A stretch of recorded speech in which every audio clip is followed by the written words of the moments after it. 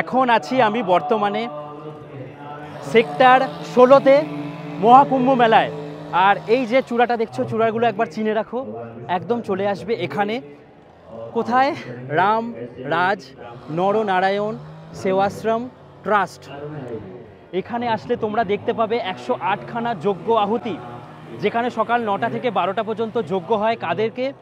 শহীদ হয়ে যাওয়া ভারতীয় সৈন্যদেরকে দেওয়া হয় এখানে যজ্ঞের আহুতিতে, আর তাদের নামে করা হয় যজ্ঞ। যে যজ্ঞে যে টাকা পড়ে সেই টাকা অ্যামাউন্ট এনাদের পরিবারকে পাঠিয়ে দেওয়া হয়। এই রকম মহাকুম্ভ মেলায় করে দেখালো। মহাকুম্ভ মেলায় এটাও সম্ভব। একজন ভারতবাসী হিসাবে গর্বিত যে এই মহাকুম্ভে এটাও সম্ভব। এরকম একটা আখড়া আছে যেখানে ভারতীয় সৈন্যদেরকে করা হয় আহুতি। আহা হা হা, এই হচ্ছে মহাকুম্ভ। তোমরা আসো আর এই জায়গাটা দেখো, আর জানো কেমন লাগলো। একসাথে 108 জনের হচ্ছে এরকম যজ্ঞ চলছে। ওফ, কি অসাধারণ মুহূর্ত।